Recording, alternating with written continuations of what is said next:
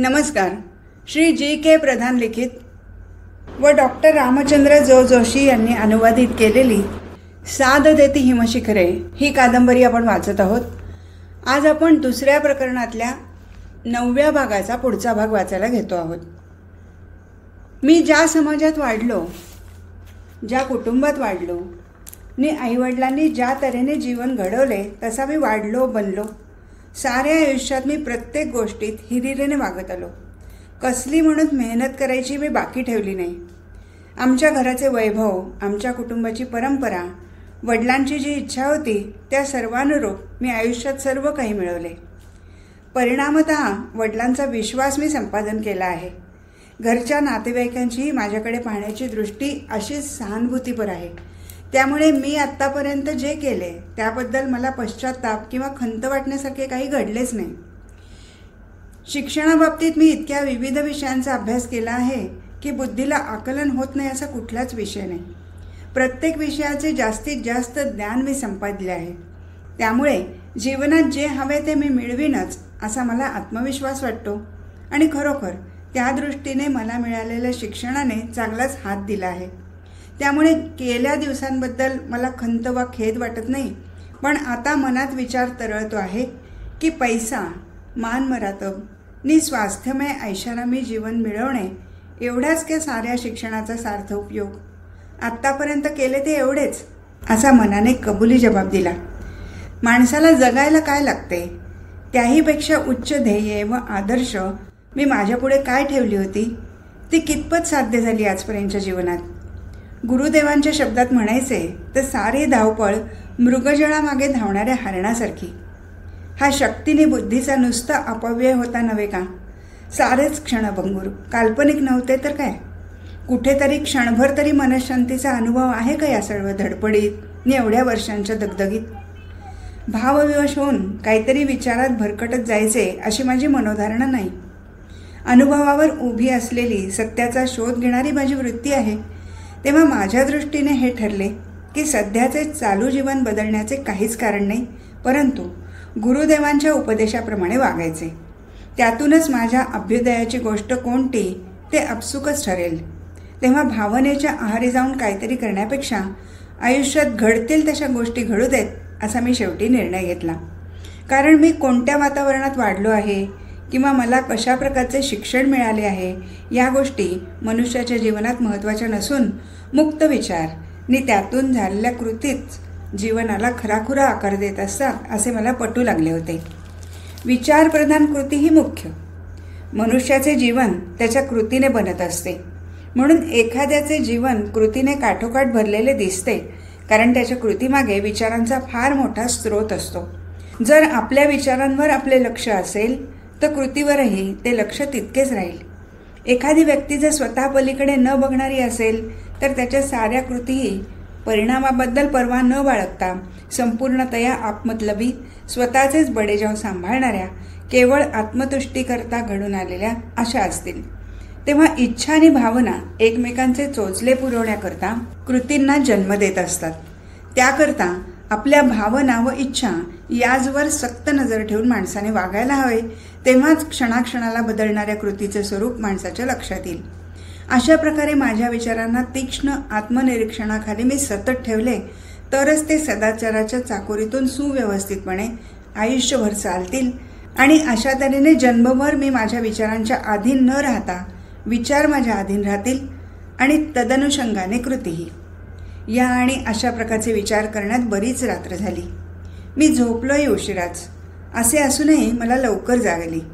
त्यावेळी मी यत्किंचितही थकलेला नव्हतो. मला उत्साह वाटत होता, हुशारी वाटत होती. मी तसाच उठून टेनिस खेळायला क्लबवर गेलो. घरी परत फिरत असताना मनात येऊनही गेले की थोडे दिवस बंगलोरला तेथील मित्रांच्या सहवासात घालवावेत. बंगलोरचा हवापलट मला जास्त मानवेल. घरी आल्यावर बंगलोरला जाण्याचे माझ्या मनात का आले याचा माझा मीच विचार करू लागलो. वास्तविक इथे घरी काय कमी होते? सर्व काही जसे माझ्या स्वास्थ्याकरता उभे होते. मग माझ्या आयुष्यात सध्या उभे राहिलेला प्रश्न हाताळण्याकरता येथे राहणे मला भयावह तर वाटत नाही ना. म्हणून कुठेतरी दूरवर पळून जाऊ इच्छितोय मी. इथे मला हवी ती विश्रांती मिळत नाही का? या उलट तपासणीत मनाने कौल दिला हे सर्व झूट आहे. नगरची हवा छान होती. मला येथे कसल्याही प्रकारचा त्रास नव्हता. कसलीही वा कोणाचीही भीती नव्हती. प्रकृती उत्तम होती. सर्व काही जिथल्या तिथे छान होते. फक्त मानसिक स्थिती ठीक नव्हती. नगरमध्ये जे नाही असे बेंगलोरला अधिक काय आहे म्हणून मी तिकडे जाण्याचा बेत करत होतो. माझी सध्याची मनाची धारणा आणि काहीतरी चुकीच्या कल्पना यामुळे मी अस्वस्थ झालो होतो आणि म्हणून मला बंगलोरला जावेसे वाटत होते. माझ्या मनाचा हा वाहवत गेलेला चुकीचा निश्चय माझ्या लक्षात येताच मला हसू आले.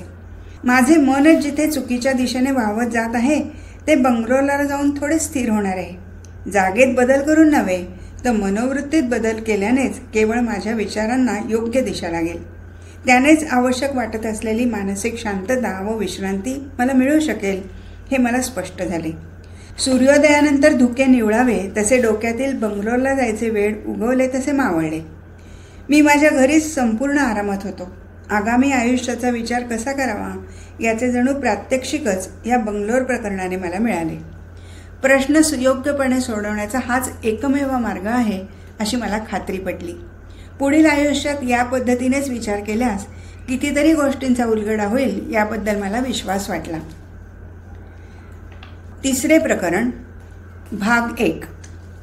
नगरमध्ये रजा घेऊन मी धारवाडला कामावर रुजू झालो तेव्हा अगदी ठणठणीत बरा झालो होतो.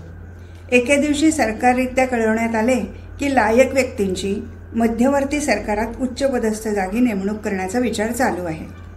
प्रांतीय सरकारांनी अशा कार्यक्षम अधिकाऱ्यांची शिफारस केल्यास त्यांची चाचणी घेण्याकरता त्यांना नवी दिल्ली येथे बोलवण्यात येऊन उत्तीर्ण होणाऱ्यांना दिल्लीतील मुख्य कचेरीतून नेमले जाईल. धारवाडच्या कलेक्टरने माझ्या नावाची शिफारस जोरदारपणे केली असल्यामुळे मुलाखतीकरता मला दिल्लीला पाचारण्यात आले. त्याशिवाय तेथे चाचणी परीक्षाही द्यायची होती. चाचणी समितीपुढे हजर राहण्याकरता मी धारवाड सोडले. दिल्लीला निघण्यापूर्वी मनाने विचारलेच की दिल्लीला जाण्याने काय साधणार आहे. पैशाची, मोठ्या पगाराची लालूच की वरच्या श्रेणीच्या अधिकारपदाची लालसा. सध्या आहे त्या ठिकाणी मला कसलाही त्रास नाही आणि मी अजन्म अविवाहित राहण्याचा निश्चय करून बसलो असताना जास्त पगाराचे, अगर मोठ्या हुद्द्याचे आकर्षण मला होते म्हणून का मी दिल्लीला जात होतो? तसे नव्हे तर मग दिल्लीची चाचणी परीक्षा, तेथे होणारी निवड हे माझ्या बुद्धिमत्तेला आव्हान होते. शैक्षणिक पात्रात मी जे बौद्धिक प्रावीण्य संपादन केले आहे त्या बुद्धीचा कस दिल्लीला लागेल असे मला वाटले होते. म्हणून ते आव्हान स्वीकारण्याच्या लालसेने मी दिल्लीला जायला निघालो होतो. प्रश्न उभा राहिला, असल्या आव्हानांचा स्वीकार किंवा अव्हेर करणे हे बरोबर आहे का? मी अजूनपर्यंत कसल्याही आव्हानापुढे मान वाकवलेली नसल्याने दिल्लीचे बोलवणे नाकारणे म्हणजे मला भ्याडपणा वाटला. डरपोकपणा मला कधीच मान्य नसल्याने मला स्वस्थ बसणे अशक्यच होते. चढाओढ, शर्यत यात माघार म्हणजे स्वसामर्थ्याबद्दल साशंकता, यशापयशाबद्दल भीती. माझा आत्मविश्वास हे मान्य करण्यास तयार होईना. समजा माझी निवड होऊन मी वरच्या जागेवर नेमले गेलो तर ती जागा माझ्या हुशारीने, कार्यक्षमतेने मिळणार असल्याने त्यात कुणाच्या हिताआड येण्याचे पाप मी कधीच करणार नव्हतो. अपयश आले तर माझ्यात काय न्यून आहे ते तरी मला कळेल. त्यामुळे आत्मपरीक्षणाला एक नवा पैलू मिळेल. तेव्हा दिल्लीत जाण्यात मी कसलीच चूक करत नाही. माझ्या भवितव्याची काळजी करण्याचेच मी सोडले होते आणि वारे येईल तशी जीवननौका या संसार सागरावर जाऊ दे असे मी ठरवले होते. पुढच्या विचारापेक्षा आज काय घडते, या क्षणाला काय घडते याकडे माझे लक्ष होते. विचारशून्य आचार मला अशक्यच वाटू लागले होते. अलीकडे विचारशून्य मनातून कधी कृती उत्पन्न होणे शक्य होईल यावर माझा विश्वासच बसेना. गुरुदेवांच्या गेल्या भेटीपासून माझ्यात बदल झाला होता. खास मला कशाची चिंता वाटेनाशी झाली होती. माझे मन कशानेही क्षुब्ध होईनासे झाले. मन काय म्हणते, कुठे चालले आणि त्याचा शेवट कोणत्या कृतीत होतो आहे हे प्रत्येक वेळी पडताळून पाहण्याची सवयच होऊन पाहत होती. अशा प्रकारे अंतर्मुख होऊन पाहण्यात मला मोठे सुख वाटू लागले होते.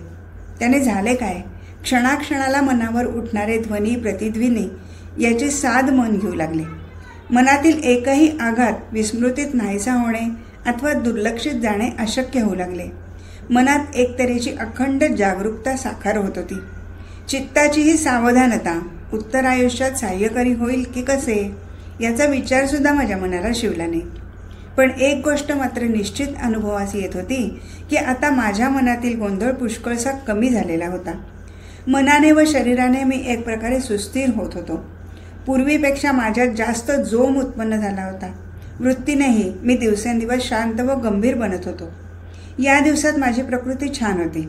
व्यायाम करण्याची तर मला लहानपणापासूनची सवय होती. त्यातच योगासनाच्या अभ्यासाची भर पडली. हे सर्व करीत असताना मला आनंद व समाधान वाटत होते. विशेष म्हणजे या दिवसात मला कधीच एकाकी वाटले नाही. अलीकडे गुरुदेवांच्या सहवासात आपण सतत असावे असे वाटे. त्याकरता सर्व सोडून सारे उर्वरित आयुष्य त्यांच्या सान्निध्यात घालवावे अशी एक चमत्कारिक ओढ मनाला लागून राहिली होती. पण तशी ओढ का वाटत होती याचे मनाला पटणारे कारण मात्र मी सांगू शकत नव्हतो. त्याचप्रमाणे उर्वरित आयुष्य त्यांच्या सहवासात घालवावेसे वाटत असताना त्यातून फायदा काय असे कोणी विचारले तर त्याचेही उत्तर माझ्याजवळ नव्हते. तेव्हा मनात आल्याप्रमाणे कृती करण्याचे लांबणीवर टाकून आयुष्य आपल्या गतीने जसे जात आहे तसे जाऊ दे असे म्हणत मी दिवस ढकलत होतो. दिल्लीत येऊन 2 आठवडे होऊन गेले होते. परीक्षेला बसण्याकरता सर्व भारतातून उमेदवार आले होते. त्यामुळे आमचा सर्वांचा एक खुशाल चेंडू संमिश्र मेळावाच जमला होता. लेखी परीक्षा संपून क्रमाक्रमाने मौखिक परीक्षा चालली होती. माझा क्रम येईपर्यंत वेळ असल्याने मला काहीच करायचे नव्हते. मी मित्रांना भेटत होतो. अधिकाऱ्यांच्या क्लबात परिचित मंडळी वाढत होती, कारण तेथेच माझे तात्पुरते वसतिस्थान होते. शेवटी समितीपुढे तोंडी परीक्षा देण्याचा माझा दिवस उजाडला. समितीत सरकारी उच्चपदस्थ अधिकाऱ्यांचा भरणा होता. समिती ही संपूर्णतया सरकारी पातळीवरून काम करत होती. निकालाचा तोल या तोंडी परीक्षेवरून ठरायचा होता. समितीतील परीक्षकांनी मला अनेक प्रश्न विचारले व माझ्या मते मी सर्वांची उत्तरे समाधानकारक दिली होती. निवडीचा निकाल लागेपर्यंत सर्वच उमेदवारांनी दिल्लीतच राहायचे ठरवले होते. म्हणून मीही माझी रजा 15 दिवसांनी वाढवून घेतली होती, कारण तोपर्यंत निकाल लागणार होता. मोठे मजेत गेले ते दिल्लीतले दिवस. दिवसा प्रेक्षणीय स्थळे पाहत भटकायचे व रात्री अधिकाऱ्यांच्या क्लबात जीव रमवायचा असा कार्यक्रम होता. कॉलेजात असल्यापासून टेनिस व पिंगपॉंग या खेळात मी प्रावीण्य संपादन केले होते. ते प्रावीण्य अजूनही कायम टिकले होते, कारण माझा खेळ अजून तरी सुटला नव्हता. दिल्लीत असताना मला खेळायला संधी तर मिळालीच, पण उत्तमोत्तम खेळाडूंचा खेळही पाहण्याची संधी मिळाली. शिवाय त्यांच्याशी परिचय झाला तो वेगळाच. दिल्लीत मध्यवर्ती सरकारच्या कचेऱ्या असल्याने तेथे वरिष्ठ दर्जाचे अधिकारी सहकुटुंब राहत होते. धनाढ्य व्यापारी, राजे महाराजे, नवाबजादे आणि उच्चभ्रू समाज आपल्या साऱ्या भपक्यानिशी व बडेजावासह दिल्लीत एकत्रित पाहायला सापडला. इथे कुमारी विनोदिनी गुप्ता नावाच्या एक टेनिस व बॅडमिंटन खेळाडू मुलीशी माझा परिचय झाला.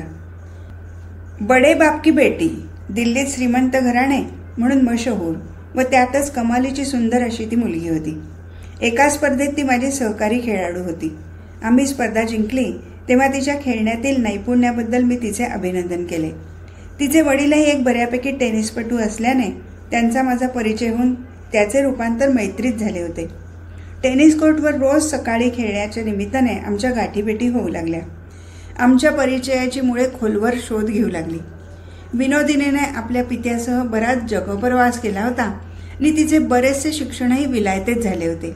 ती अजूनही अविवाहित होती, कारण त्यांच्या जातीत तिला योग्य असा उपवर मुलगा तिच्या वडिलांना आढळेना व जातीबाह्य विवाह करायचा तर तिची तिनेच निवड करावी असे श्री गुप्ता यांचे मत होते.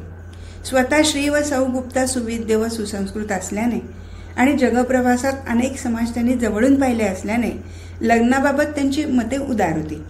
त्यामुळे विनोदिनीने आपल्या जातीधर्मातच पती निवडला पाहिजे असा त्यांचा कधीच आग्रह नव्हता. दिवसाने दिवस माझा आणि विनोदिनीचा सहवास वाढत होता आणि काय कारण असेल ते असो, मला तिचा सहवास हवा असं वाटू लागला होता. भाग 2. निवड समितीचा निकाल जाहीर झाला. निवड झालेल्या यशस्वी उमेदवारात मीही एक होतो. कोणत्याही जागेवर नेमणूक होण्यापूर्वी मला दिल्लीतच 6 महिने राहून कामाची माहिती करून घेणे अपरिहार्य होते. त्याप्रमाणे मला कळवण्यातही आले. शिवाय मला प्रादेशिक सरकारी नोकरीतून मोकळे करावे असे हिंदुस्थान सरकारकडून धारवाडच्या जिल्हाधिकाऱ्यांना कळवण्यात आले. माझे असंख्य स्नेही, बंधू व आईवडील यांच्याकडून मला अभिनंदनाची निरनिराळी पत्रे आली. सौ गुप्तांनाही निवडीचा निकाल ऐकून अत्यंत आनंद झाला. विनोदिनीही खुशीत होती. का न कळे दिल्लीत आणखी काही दिवस राहावे लागणार याबद्दल मलाही समाधान वाटत होते. धारवाडप्रमाणे कामाचा तगादा फारसा नव्हता. फक्त एका खात्यातून दुसऱ्या खात्यात अशी सर्व खात्यातील कामाची माहिती करून घ्यायची होती. त्यामुळे कामात विविधता मात्र होती. शिरावर कसलीही जबाबदारी नव्हती. कचेरीच्या ठराविक तासांपेक्षा वेगळे असे मला काही करायचे नव्हते. इतर उलाढाली करायला मला सकाळ संध्याकाळ मोकळीक होती. माझा बहुतांश वेळ विनोदिनीच्या सहवासातच जात होता. सकाळी आणि संध्याकाळी आम्ही दोघेही क्लबच्या टेनिस किंवा बॅडमिंटन कोर्टवर असायचो. विनोदिनीवर उच्च संस्काराचे आणि बौद्धिकतेचे परिणाम झालेले असल्याने तिच्या वागण्या बोलण्यात सौजन्य व गोडवा विशेष होता. तिचे हसणे तर वेड लावणारे होते. टेनिसचे डाव खेळून आम्ही दोघेही विश्रांती घेत बसलो होतो तेव्हा आम्हा उभयतांच्या सहवासाबद्दल आणि आमच्या भावी संबंधाबद्दल काहीसे चमत्कारिक उद्गार मला ऐकायला आले. विनोदिनीच्या गालावर त्यामुळे रक्तिमा आला आणि तिने माझ्याकडे पाहिले. मला स्वतःला ते उद्गार तेवढेसे आवडले नाहीत, पण मी ते सर्व हसण्यावर घालवले. दिल्लीबद्दल माझा अनुभव विचाराल तर मी म्हणेन की दिल्लीमध्ये कंड्या पिकवणे आणि स्वतःपेक्षा इतरांच्या बाबत अति चोखंदळपणे चांभार चोखरशा करीत राहणे हेच फार चालते. आमच्याबद्दल बोलणाऱ्या त्या माणसाला चांगला फैलावर घेण्याचा माझा विचार होता. परंतु प्रथमतः विनोदिनीला तिच्या घरी सोडून आल्यावर काय ते करायचे मी ठरवले. तेव्हा मी उठलो आणि माझ्या पाठोपाठ विनोदिनीही उठली. मार्गात कुणीच कोणाशी बोलले नाही.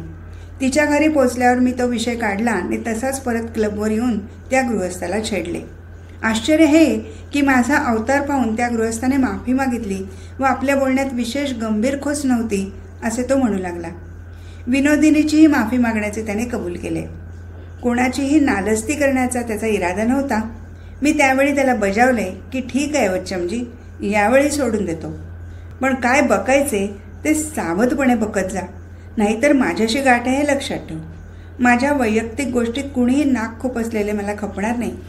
तुझ्या दृष्टीने असल्या गप्पा असतील हलक्या फुलक्या निव्वळ गमतीच्या, पण असल्या बाबतीत गय करणारा मी नव्हे. दुसऱ्या दिवशी मी गुप्तांच्या घरी गेलो तो विनोदिनी क्लबवर खेळायला यायला तयार नाही असे दिसले. अर्थातच तिला बरे वाटत नाही की आणखी कुठे जायचे याची मी चौकशी केली. तिने सरळ सरळ काहीच उत्तर दिले नाही. फक्त एवढेच म्हणाली, तुला टेनिस खेळायचे असेल तर तू एकटा जाऊ शकतोस क्लबवर. चौकशी करता मग मला कळले की आम्हा उभयतांच्या सलगीबद्दल लोक जे क्लबवर बोलतात ते तिला आवडत नसल्यामुळे ती क्लबवर येऊ इच्छित नव्हती. माझ्यासारखा होतकरूनी उद्याच्या हुद्देदार अधिकाऱ्याच्या बाबतीत असला काही प्रवाद निघावा हे तिला पसंत नव्हते. ती म्हणाली, मी हिंदुस्थानातनी परदेशातही पुष्कळ प्रवास केला आहे आणि माझ्या सहवासात आत्तापर्यंत अनेक तरुण येऊन गेले, पण माधव तुझ्यासारखा तरुण मला अजूनही भेटला नाही आणि त्याबद्दल मला फार अभिमान वाटतो. मी तिला मध्येच अडवून म्हटले, बस विनोदिनी, माझ्याबद्दल तू बाळगीत असलेल्या उच्च भावनांबद्दल मी तुझा फार आभारी आहे, पण मी कोण व केवढा आहे हे माझे मला ठाऊक आहे. तुझ्यापुढे तर मी एक अतिसामान्य पुरुष आहे. मी त्या सद्गृहस्थाची चांगलीच हजेरी घेऊन आलो आहे आणि तो बेटासुद्धा तुझी माफी मागायला तयार आहे.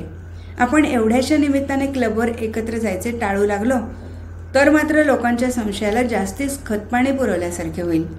तेव्हा माझे म्हणणे असे की त्यांच्या गावगप्पांना आपण काहीही किंमत देता कामा नये. मग ते आपल्या जाण्या येण्याबद्दल काही बोलत व त्याचा काही अर्थ लावत. माझे म्हणणे पटून विनोदिनी क्लबवर आली. क्लबमध्ये शिरत असताना आम्हाला पाहताच आदल्या दिवशीचे गृहस्थ घाईघाईने आमच्याजवळ आले आणि विनोदिनी पुढे जाऊन म्हणाले, विनोदिनी, मला वाटते तू तरी मला चांगली ओळखतेस. माझ्या कालच्या बोलण्याने तुझ्या भावना दुखवल्या गेल्या असल्या तर मी खरोखर दिलगीर आहे. माझ्या उद्गारात कसलाही वाईट हेतू नव्हता. तेव्हा माझे म्हणणे तूही मनावर घेऊ नये. तरी तुझी इच्छा असली तर तू सांगशील त्या पद्धतीने तुझी माफी मागण्याची माझी तयारी आहे, तरी क्षमस्व. विनोदिनी हसली व त्या गृहस्थाला म्हणाली, केलेल्या दिलसफाईबद्दल मी आपली आभारी आहे. आपण दिल्लीकर बेजबाबदारपणे बोलतो, अनाहूत काहीतरी मत प्रदर्शन करत असतो, पण माधवसारखे तरुण बाहेरगावून इथे आलेले आहेत. त्यांना असला आगाऊपणा खपत नाही. ते असल्या वाऱ्यावर उडवून दिलेल्या वावड्याची हजेरी घेतल्याशिवाय राहत नाहीत. तेव्हा तुम्हाला खुलासा करायचा असला तर त्याच्याजवळ करा, माझ्याजवळ नको. त्यावर ते सद्गृहस्थ उत्तरले याबाबत कालच माझे आणि माधवचे बोलणे होऊन मी त्यांची माफी मागितली आहे. त्या संध्याकाळी आमचा खेळ लवकर आटोपला. क्लबवरून आम्ही दोघे फिरायला गेलो. दोघांच्याही मनात आपापले वैयक्तिक प्रश्न घोळत असल्याने असेल, रस्त्यात आम्ही कुणीच कुणाशी बोललोच नव्हतो.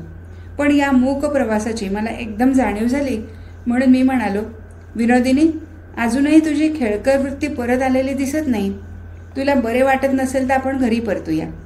विनोदिनी म्हणाली, छे रे, मला खरोखरच काही होत नाहीये, फक्त जरा थकवा वाटतोय. तिला घरी पोहोचवून मी माझ्या खोलीवर आलो.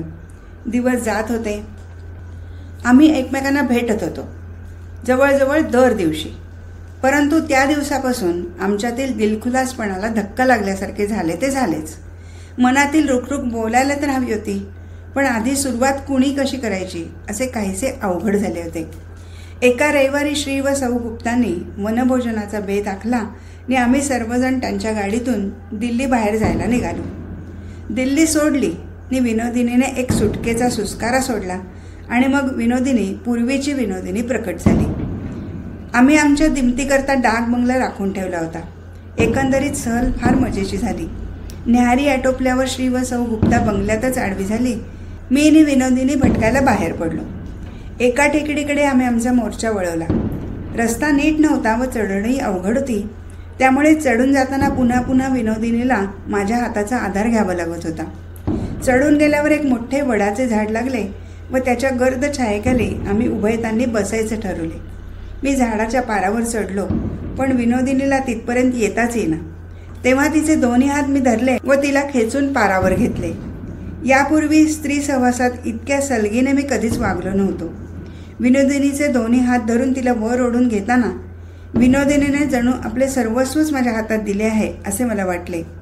मला तर हा अनुभव अपूर्वच होता.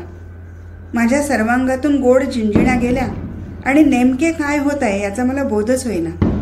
चढून आल्याने विनोदिनीचे दोन्ही गाल गुलाबाच्या फुलासारखे लालबुंद झाले होते. त्यामुळे ती जास्तच आकर्षक दिसत होती. मी तिच्याकडे अनिमिष नेत्रांनी पाहत होतो तेव्हा तिच्याही डोळ्यातून आनंद ओसंडत आहे असे मला वाटले. ती लाजली आणि तिने आपले तोंड लपवले. माझ्या डोळ्यास डोळा देवेना तिला. तोंड लपवीतच ती म्हणाली, मुलीकडे एवढे रोखून पाहण्याची सवय केव्हापासून पैदा केलीस? मीही उत्तरलो, तू इतकी सुंदर दिसते आहेस की आज तुझ्याकडे पाहतच राहावेसे वाटते मला. ती घटनाच अगदी विचित्र होती. मनावर एवढा ताण पडला होता की आम्ही दोघेही जरा वेळ मुग्ध झालो होतो. त्या अबोलपणात आम्ही एकमेकांना ओळखू लागलो होतो. एवढेच नव्हे तर एकमेकांच्या अंतर्यामी काय चालले आहे तेही आम्हाला समजत होते. विवेकावर भावनांची झालेली कुरघोडी माझ्या आयुष्यात मी प्रथमच अनुभवत होतो. बुद्धीवर हृदयस्थ भावनांची मात झाली होती. पुढच्या क्षणी मी कसा काय वागेन, माझ्यातून काय होईल याची माझी मलाच खात्री वाटेना.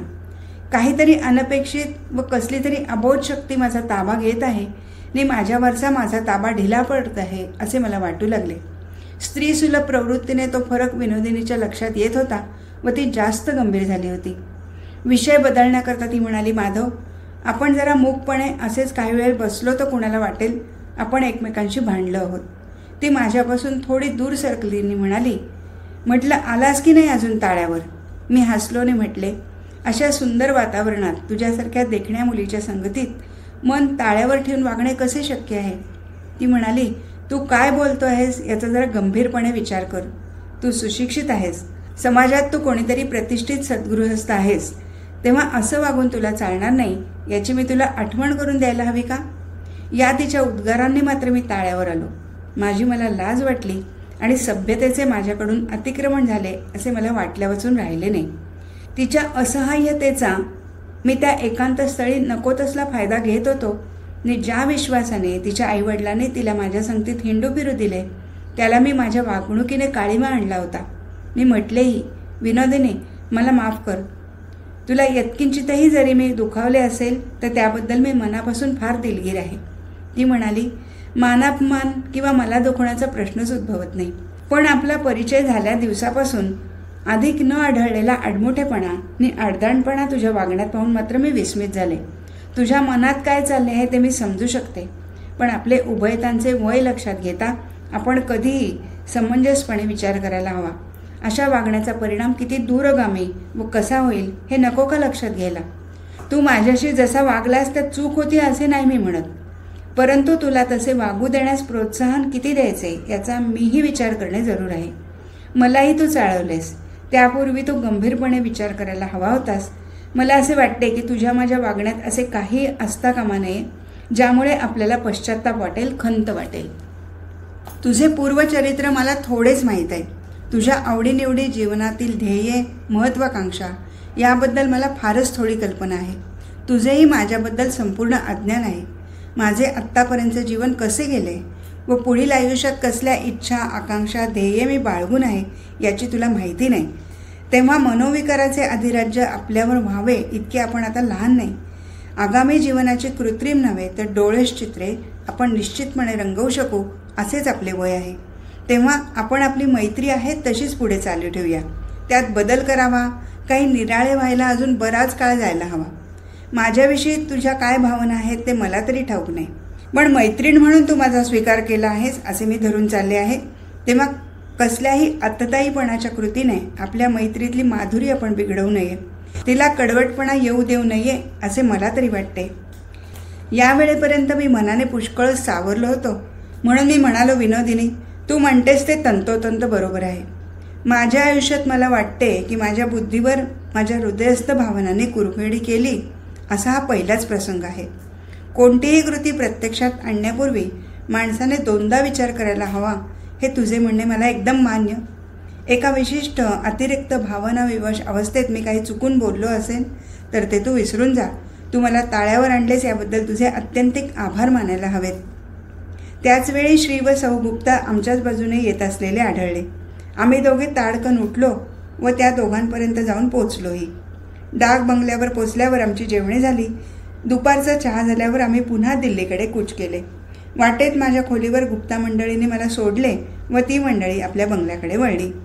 रात्री जेवण होताच झोपायचे मी ठरवले होते, परंतु बराच वेळपर्यंत झोपच लागेना.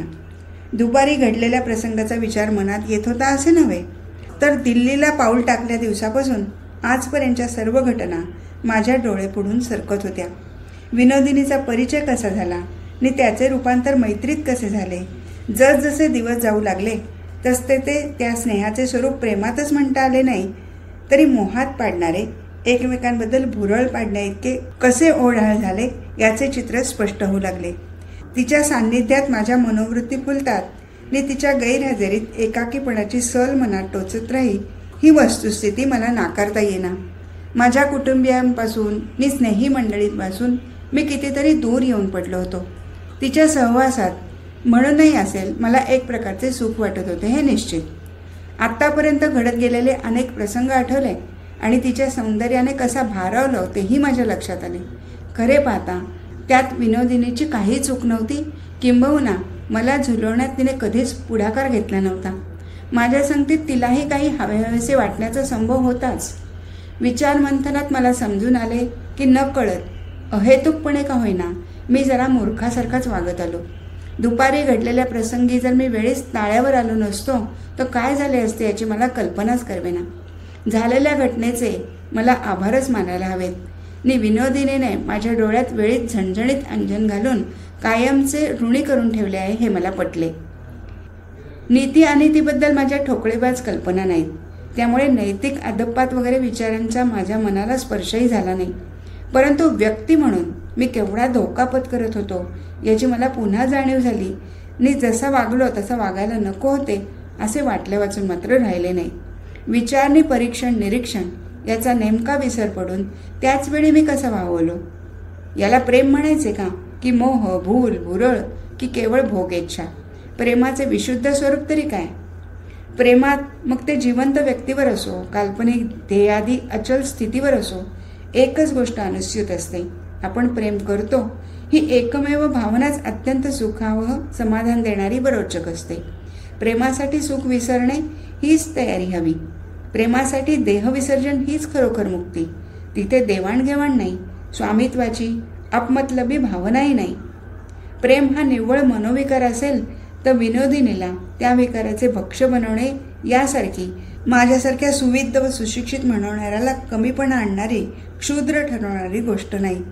मग एकमेकांची इच्छापूर्ती हीच का ती भावना होती. असे असेल तर विनोदिनीच्या जीवनाशी हा इच्छापूर्तीचा खेळ खेळण्याचा मला काय अधिकार? तो एक जीवघेणा, निर्गुण, महापातकी खेळ ठरेल. जर या सहवासात निव्वळ गंमत किंवा सुखविचार प्रधान असेल तर विनोदिनीच्या जीवनात मी कसले काटे पसरत होतो याचा विचार मी करायला हवा होता. तिच्यासारख्या मुलीशी मी हा खेळ खेळायला नको होता. परिणामाची क्षिती न बाळगता विनोदिनीसारख्या सुशिक्षित व सुसंस्कृत मुलीशी माझ्यासारख्याने केवळ इच्छापूर्ती करता इतक्या गैररीतीचे वर्तन करायला नको होते. माझ्या मनात तसे काहीच नव्हते हे म्हणणे आत्मश्लाघेचे आहे. माझ्या संस्कृतीचा आणि शिक्षणाचा मला विसर पडून कसे चालेल? मी स्वतःची फसवणूक करू शकत नाही. माझे वागणे मला शोभेसे मुळीच नव्हते. जन्मभर विनोदिनी माझी होईल व मला सुखशांतीने राहता येईल हा स्वार्थी विचार तर या वागण्यात नव्हता ना. केवढा मूर्खपणा! सक्तीच्या विवाह बंधनाने कधी सुखशांती मिळत असते का? अशा तऱ्हेच्या सक्तीच्या विवाह बंधनाने दोन कुटुंबे एकत्र आली की त्यातून नसते प्रश्न उत्पन्न होऊन जीवन असह्य होण्यातच त्याची परिणती होते ना. वैवाहिक जीवन पत्करून रोज नवनव्या समस्यांना जन्म देत सुस्कारे टाकीत आयुष्य कंठण्यापेक्षा माझे सध्याचे जीवन किती सुखावं. माझी मलाच फक्त काळजी, कसला जंजाळ नाही पाठीमागे. लग्न व्हावे असे खरोखर मला कधी तीव्रतेने वाटले का? माझ्या मनाचा कल तत्त्वज्ञानी जीवनाकडे स्पष्टपणे झुकत असता लग्न करून समाजामध्ये मी संसारी सद्गृहस्थ म्हणून कधी मान्यता पाहू शकेन का? स्वामीजींनी गुरुदेवांच्या पाठोपाठ जाऊन जीवनातील सुखसमाधान देणारी गूढे शोधून काढून त्या गूढवादाच्या मुळाशी पोहोचायचे अशी मी जिद्द बाळगून आहे ना.